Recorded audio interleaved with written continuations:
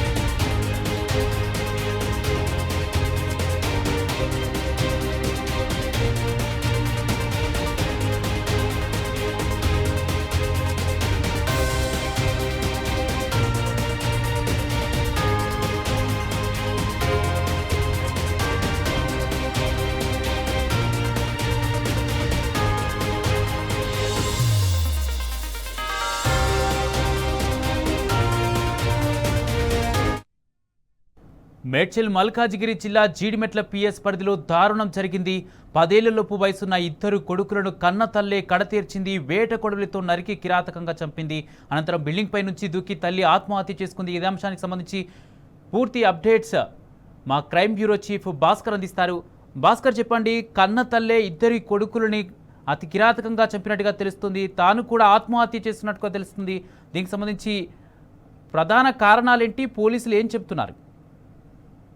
PS పరిధిలో హృదయ విదారకరమైనటువంటి మానవతా విలువలు మంటగలిసినటువంటి సంఘటన జరిగింది. వేట కొడవలితో ఇద్దరు కొడుకులు 5 సంవత్సరాల కొడుకుతో పాటు 5 సంవత్సరాల కొడుకులు నరికి బిల్డింగ్ పై నుంచి దూకి అనుసారించినటువంటి తల్లి కథ ఇన్సిడెంట్ జరిగింది. గాజుల రామారం పిఎస్ పరిధిలో జరిగింది. జీడిమెట్ల పిఎస్ పరిధిలోని గాజుల రామారంలో ఈ ఇన్సిడెంట్ జరిగినట్టుగా రిపోర్ట్ ఉంది.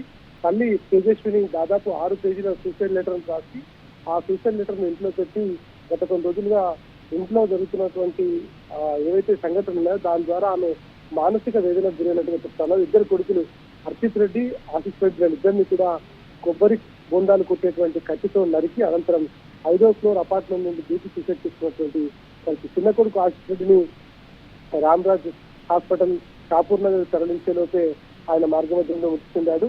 ప్రస్తుతానికి సంఘటనా స్థలానికి పోలీసు ఉన్నతాధికారులందరూ కూడా చేరుకుని సంఘటన ఎందుకు జరిగింది, ఏం జరిగినటువంటి దానిపైన కేసు నమోదు దర్యాప్తు చేస్తున్నారు.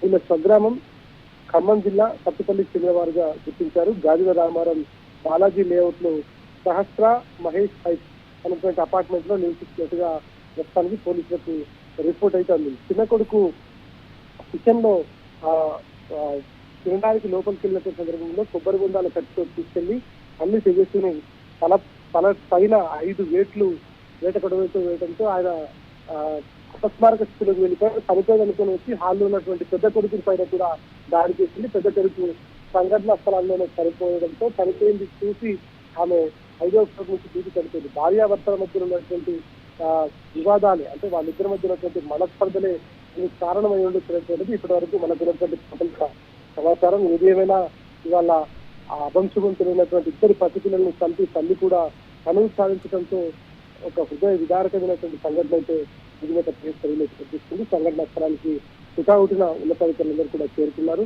ఉన్నతాధికారులు ప్రస్తుతానికి ఆసుపత్రి వద్ద తేజస్వికి సంబంధించినటువంటి భర్తను అదుపులోకి తీసుకున్నారు. ఆయనను పలకరించేటువంటి ఆయనను మందలించేటువంటి క్రమంలో నాకేం తెలియదు, అసలు ఏం జరిగిందో ఏం తెలియదు, నన్ను మీరేం డిస్టర్బ్ చేయొద్దంటూ ఆయన పిచ్చి పిచ్చిగా మాట్లాడుతున్నటువంటి పరిస్థితి కనిపిస్తోంది. తద్వారా మనకు అందుతున్నటువంటి సమాచారం భార్యాభర్తల మధ్య ఉన్నటువంటి గొడవలు ఎందుకు కారణం ఏంటనేటువంటిది ప్రస్తుతానికి పోలీసులు అంచనా వేస్తున్నారు. భర్తను అదుపులోకి తీసుకొని ఆయనను విచారిస్తున్నారు. ఆ విచారించిన తర్వాత పూర్తిగా క్లారిటీ ఇచ్చే అవకాశం కనిపిస్తుంది.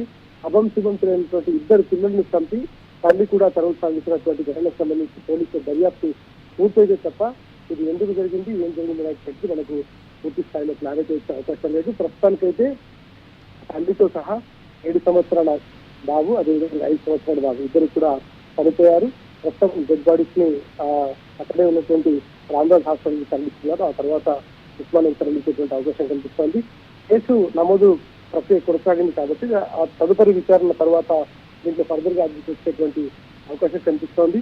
ప్రస్తుతం పోలీసు ఉన్నతాధికారులందరూ కూడా సంఘటనా స్థలానికి చేరుకొని క్లూస్ టీమ్ తో ఇక్కడ ఉన్నటువంటి మొత్తం ఆధారాన్ని సేకరించే పనిలో నిమగ్నమయ్యారు. Kumar. Right, thank you Bhaskar.